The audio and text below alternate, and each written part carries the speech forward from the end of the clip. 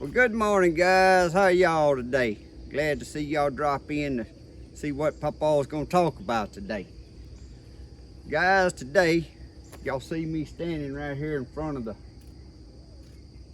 lemon cucumbers, but I want y'all to check out them sunflowers back here.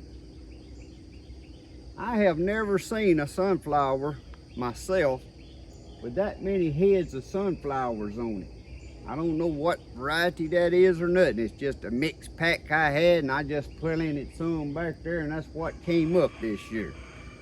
But what I'm gonna do, I'm gonna keep this video short, but it's just some of my viewers that like watching my garden come along. I'm gonna give a quick walkthrough, and it's gonna be quick this time because I done it yesterday evening. And I ain't even gonna talk during this. I'm gonna do a quick walk through the whole garden just to give y'all a little peek of what's going on in the garden. And a lot of things was wilted down because it was hot yesterday, and I done that yesterday evening. And then we're gonna get back after I show you that clip, and I'm gonna talk about a couple things.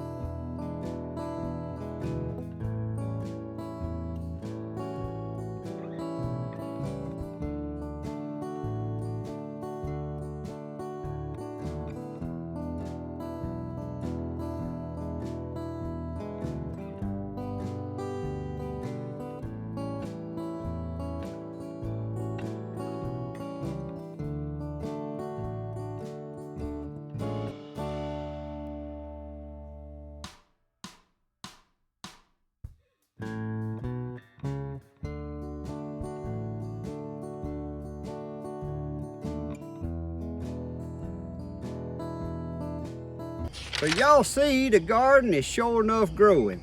I mean, everything is doing so good, guys. I cannot believe my squash is still going. Now, yes, they're slowing down. Them's coming to an end. And I prune. I give them such a big pruning about, well, it's been about 7 days ago now. But I can't believe that my squash, a vine borer, has not got the first yellow squash this year. Also, if you've seen when I was walking around, I'd already started me 3 more squash in that water trough over there, and I started me another squash in this empty pot where the ground cherries come out, because it ain't gonna be but just a few more days, because them slowing down and I'm gonna start removing stuff. But these lemon cucumbers here, if some of y'all that watch me and follow me along, y'all seen when I planted this, the first video I showed y'all how much greenery and how these grew. And I said they growing like that because I planted them in the onion bed, and it was high in nitrogen from growing them onions all year instead of feeding them onions nitrogen. I said, but next time I'm gonna show y'all, I started feeding these 2 times triple phosphate. And that's high in numbers, but it has no nitrogen in it. But guys, look at the blooms now. I mean, it's loaded down with blooms, and it's starting to get loaded down with these lemon cucumbers. Now, I ain't never grew lemon cucumbers. I don't even know what they're gonna taste like. But that goes to show you, as a new gardener, or maybe you want to try this, if you ever got something that's growing and you know you already got too much nitrogen in your soil, get something that has no nitrogen in it to feed it. Now, I like using fertilizers with high numbers, like 20-20-20, 0-20-20. I can't remember what the triple phosphate has in it, but it's 0-45 something. But anyway, you see what it does. And anytime I have an issue like that, I can, if my greenery's looking poor and the fruit's still good, then I'll raise my nitrogen back up. Give it a shot of just 20-20-20 that time. But now, of course, as hot as this done got right now, I'm not feeding nothing. I'm just showing y'all the update on the cucumbers. Also, when y'all watch my little walk around, y'all seen some close-up shots and stuff, but man, I just can't get over how beautiful my sunflowers turned out. Now we're gonna move over here and we're gonna do the update on the corn. So the corn is all done, guys. So what did I end up with? I got 25 ears the first time, and about 3 days later I come out here and I got 7 ears. So I got 32 ears total. That wasn't what I was wanting. I was shooting for 50, hoping for 40. Now there is some more ears on here. I'm gonna pull one here. That, if I would have come out here and got them, but they done got too hard for sweet corn.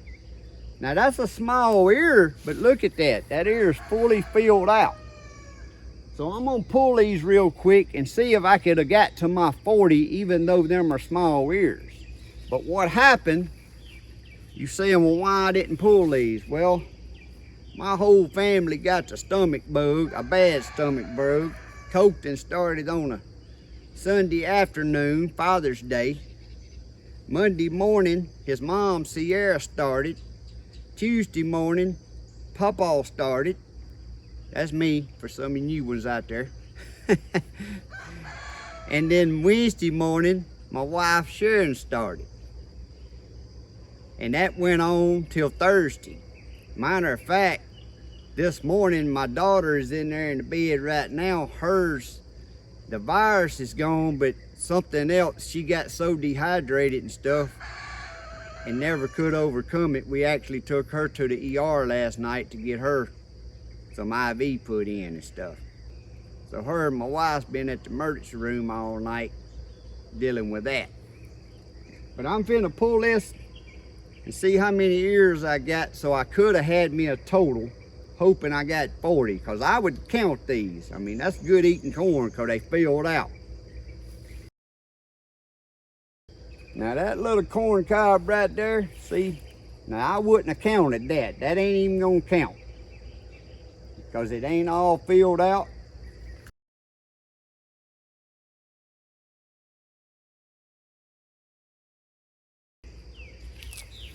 All right, guys. So out of what was left, I wouldn't have had but 3 more ears that I would have counted, and that's the 3 smallest ears of all. The 32 ears was ears of corn about that long, and then that would have been 3 little ears. I actually would have counted them, but still I only made 35 ears. Now I haven't counted the stalks in here, and I can't remember how many it was, but it's somewhere around 50 stalks of corn. So, can you grow corn in a raised bed? I didn't get what I wanted to get, but 35 ears of corn out of a 5-foot round bed, I personally don't think if I would have planted that plot out there, approximately 30 foot wide by 50 foot long, if that whole plot would have been corn, I feel that any spot in there, if I made a 5-foot circle, I don't think I would have made any more corn out of that 5-foot area anywhere in that garden plot that I made right here. The reason I done this is so many people out there with these YouTube channels, and guys, yeah, I understand it's a YouTube thing, they want to do videos, but what they telling people is literally nothing no more than what they're reading off of internet, or they're hearing somebody else tell them. And they say you can't raise corn, it ain't worth raising corn in a raised bed, that you can't get enough corn. But 35 ears of sweet corn out of one little 5-foot raised bed is way plenty. It ain't like I was shooting for, but I still say I proved that yes, you can raise corn in a raised bed. Now y'all can let me know in the comments if I'm right or wrong, or you agree with me or you don't. Again, I done this just to trying to do a experiment, test it, because personally I've never raised corn in a raised bed myself. I don't never really put much into raising corn because that's something I can get from somewhere else, but now that I'm doing gardening the way I'm doing it now, I like trying different things myself. And that's one thing I want to point out. Don't be a follower. It don't matter who it is, how good they are at gardening. Don't say I'm gonna do what they gonna do. Try different things. Try different fertilizers. If you see somebody that garden real good and they say they use 10-10-10 fertilizer, well, it don't matter if they live right yonder down the street. That don't mean that's the best fertilizer for you. In my opinion, yeah, I'm gonna bring this up real quick again about fertilizers. I don't care if it's 8-8-8, 10-10-10, 13-13-13, or 20-20-20. One of them ain't no better than nothing. You just use different amounts of them. That plant never knows the difference if I come out here and I sprinkle 8-8-8 around it, or if I come out here and I sprinkle a little less 13-13-13 around it, because it ain't like when you sprinkle it around there and put it in your soil, it ain't like that plant tastes it like you taste food and get something magically automatic out of it. It takes it several days. It's got to dissolve and go into the soil. Roots has got to pick it up. So that's one thing that I've been big on ever since I've been gardening on here. If you go, and this actually happened right up here at the corner market, guys. I was in there one day, and one of the main fertilizers in my area that they sell is 13-13-13. Well, this person come in the corner market and they wanted 888. Well, of course, she didn't have 888. So they asked her could she order it. Yeah, I ordered it. She said she ordered them a bag of 888. Well, guys, that bag of 888 cost that person that wanted that 888, he could have bought 2.5 50-pound bags of triple 13 for what he paid her for that 1 50-pound bag of 888 to order it. He walked out and I just shook my head and she said, I know, but you can't tell them nothing. They watching this stuff on TV, and if they watch somebody that uses 888, my gosh, they think it's the magic thing and they gonna buy 888. I said, well, you doing what you do. Order it for them and let them spend their money, because it don't make no difference. But anyway, I just wanted to give a quick update, walk through on the garden there. I wanted to go on and get the corn here, because after I get in this evening from work, if I ain't got something else I gotta do, I'm finna take this wire off, clean this bed right here out. And ain't nothing else going in this bed right here, guys, until I get ready to start planting something for the fall. Which, you know, it ain't gonna be long. You gotta start planting stuff for the fall. Also, some of these beds, next time y'all see, like some of them beds down there, I told y'all I planted the pink eye purple holes in, I just done for our summer crop. I'm finna start tilling them into the soil, because I want them to have time to compost down to be prepared to plant them beds for stuff coming up for the fall, because I didn't plant them to raise peas. I planted that just for a cover crop. So I know I got 2 beds over there that next time y'all see a video, it ain't gonna be nothing there. This bed ain't gonna be nothing here.